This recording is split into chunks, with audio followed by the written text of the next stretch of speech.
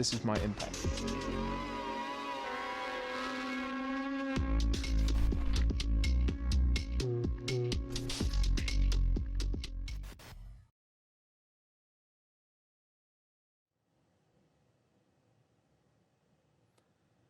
Hello, everybody. Hang on, let me just move this microphone.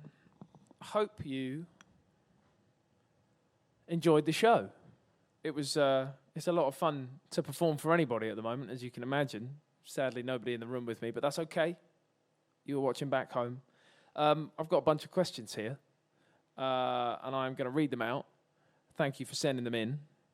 Hopefully, I will answer yours. I'm going to dive right into these. Here we go. So, first question. Ruby Baker would like to know, what do you love about the Tommy Hilfiger fragrance Impact? What do I love about the fragrance? I mean, there's all sorts of different things I love about it. Firstly, the smell. It smells great. But the other thing I really do like about it is kind of a packaging thing. I don't know if anyone's noticed yet, but the handle, like the lid, when you take it off, there's also a secret, like, second kind of vial of more of the scent, kind of a like tiny travel-sized one, which I guess you can sort of keep in your back pocket at all times. I've got to say that is pretty sick. I like that. So that's one of my favorite things about the Impact fragrance. Tim would like to know, how did you overcome barriers you faced? I'm trying to think about some barriers that I've faced. One of the ones I never forget when I think about a question, there's different versions of this question that I've been asked over the years. When I was kind of starting out writing songs, like performing my own songs, trying to perform my own songs, I would go to open mic nights where you go to like a bar or a pub and you get up and do 3 songs and you can do a cover, you can do your own. And I'd throw a cover in, but I would try out my own songs. And it's usually a room full of people who are having a drink, having a chat, hanging out. Nobody's paid to watch you, so no one's entirely interested. But what was always interesting is I would learn that maybe the verse of a song that I'd written, that I was playing, one of my own songs, was really turning heads, and people were stopping their conversations, putting their drinks down, and listening to me. And then I'd get to the chorus of my song, and I'd lose their attention. And that was always a kind of a barrier or an obstacle that I needed to get beyond. And it was one of the best ways to learn about becoming a better and a better songwriter. I would take my songs out into the real world and try them on real people and try and hold their attention and their interest. So, trial and error is kind of the best way to face the barrier of making your maybe not so great songs into great songs. I'm going to dive back into the list here. What we got? Anna Sandler. Any stories you can share where you felt this is so well worded, the embodiment of a dreamer or doer? Okay. Let me have a think. Let me read that one more time. Any stories that you can share where you felt the embodiment of a dreamer doer? That's a very good question. I guess I've always been a bit of a dreamer, and I guess to really kind of indulge in your dreams is quite important for what I do. So I have. Is there any? What was the question? Is there any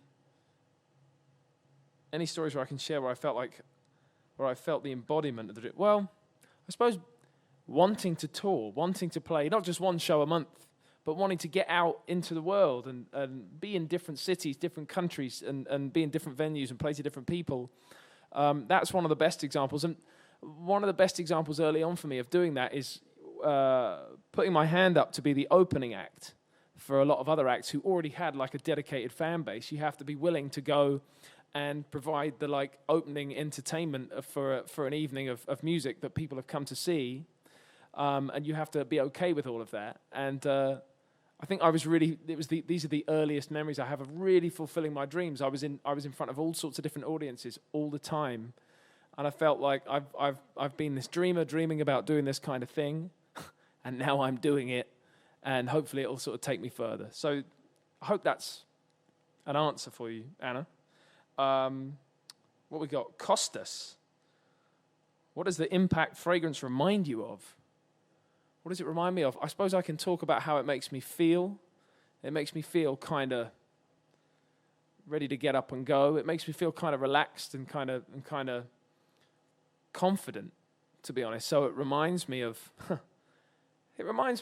at times of being on stage. That's a place where I feel at home, and I feel quite. It's always a nervous space being on stage, but that's part of the magic of it for me. So it's also a place where I feel confident, and for what it's worth, the impact fragrance gives me some of that. It really does. So I really enjoy that about it, because it's fun, actually, to feel comfortable and confident any day, every day. Marika wants to know, you seem a pretty down-to-earth guy. What's the hardest thing about fame and balancing that in your life? I guess I try, if I'm not on stage or if I'm not doing something on TV, or if I'm not, I don't kind of run around the world trying to sort of tell people that, I think I'm famous or whatever. I don't, so I try not to create any scenarios that are sort of difficult in that respect. I try to be a songwriter, to be a musician, to showcase that in all the sort of appropriate moments that I can when I'm offered them. And the rest of the time, I kind of keep my feet on the ground, I guess. I'm quite interested in doing that. It feels more comfortable and easy to live life like that. And I feel extremely fortunate that I get invited so regularly to perform to people and to write songs and to play songs. Who else we got? Amelia Turner, more on the scent, would like to know, what do you love about the scent? I feel like we've kind of had this question. What do you love about the scent and why? Well, probably a kind of obvious answer, unless you haven't smelt this scent yet. But I feel like I could wear it all day. I'm into it in that respect. I think if I'm going to be into something and want to wear it, something like a new scent, then I've got to want to wear it all the time. So I guess that's my favorite thing about it, is I feel like I want to wear it any time. Some scents, I guess, you only want to put on for special occasions. I want to do that with Impact, but I want to wear it all the time as well. Who else have we got? Somebody called James has said, "Why do you support Newcastle United? They're the greatest football team in the world. There's no two ways about it." Look, we've had some kind of low moments in the last 5, 10, 15 years, sure, but stick with the club, all right? We once were the entertainers, and we will be again. What else we got? I've got questions firing at me on this screen. We've got another Anna who would like to know, what did you listen to growing up? I listened to all sorts of different music when I was growing up. Fun thing about my house when I was growing up, listening to music, there was my dad, who was kind of a classic rock and roll fan. He loved great old artists like Chuck Berry and Little Richard, and he loved bands he's a little bit older. He grew up with listening to bands like the Rolling Stones. So that kind of thing was always being played, and artists like Van Morrison, stuff like that. And then my mum loved soul music, Stax soul, Motown soul. So all sorts of different people like Aretha Franklin, Otis Redding, Ray Charles. Loads and loads of different brilliant artists from the kind of 50s, 60s, 70s, even the 80s. So that was just sort of those sounds were just flying around the house. And I was listening to it.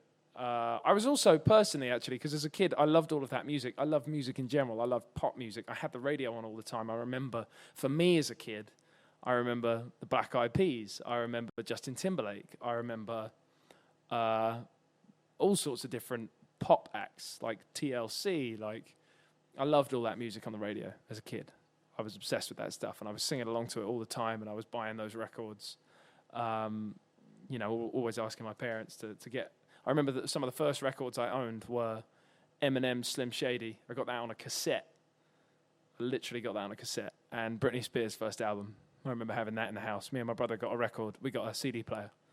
And we were allowed to get 2 or 3 CDs with it. And we absolutely had to. I was 9 years old. And I was like, we have to have the Britney Spears' first record. What else we got? Who's in here?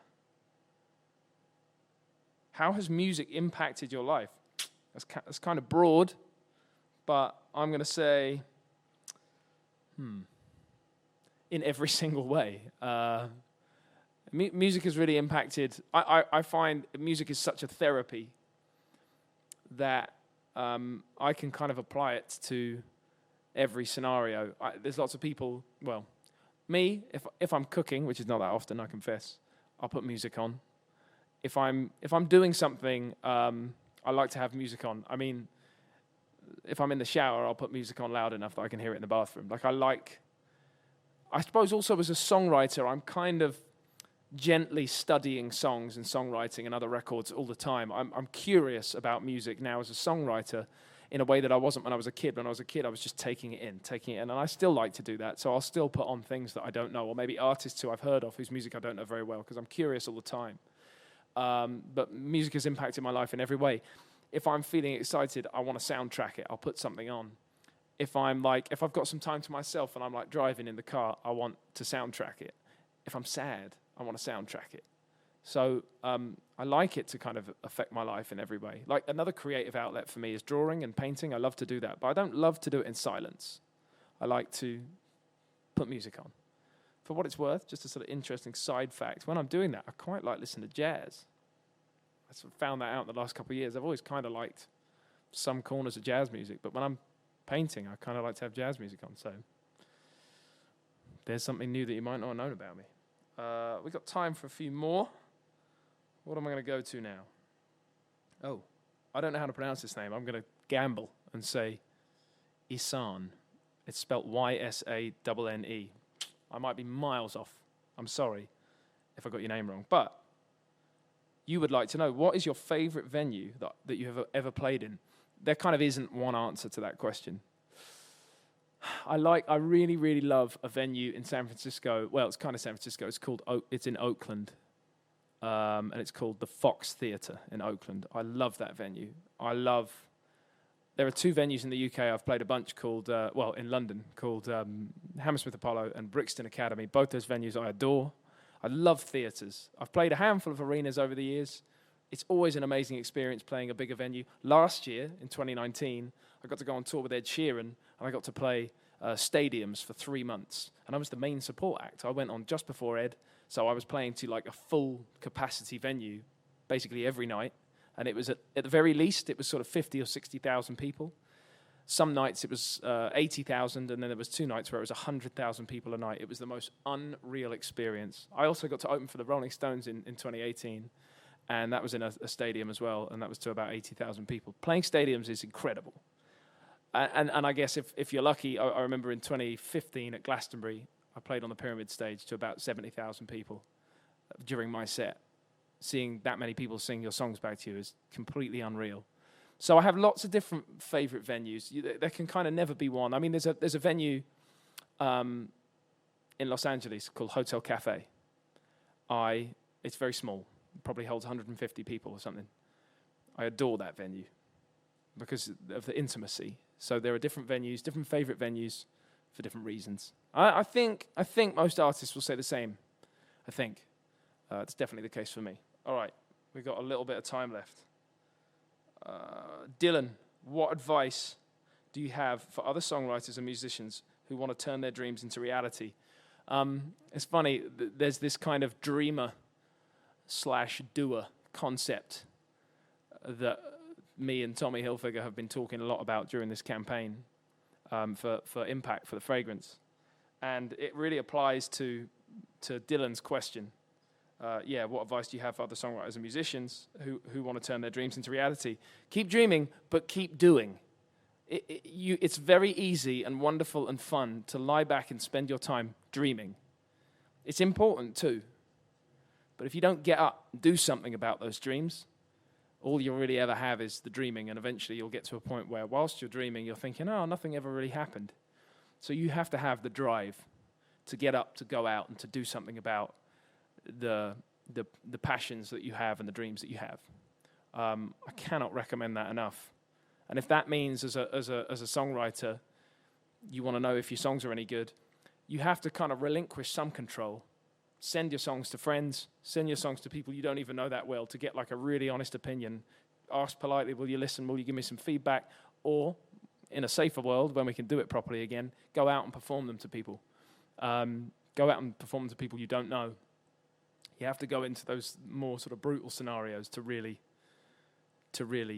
find out, to really know. Thank you for your question, Dylan. Thank you for all your questions. That was the last one. That's all we've got time for at this point. But it's been a lot of fun being with you. I hope you've enjoyed the Impact experience. It's been a lot of fun for me. I look forward to a time when we can all be in the same room together again.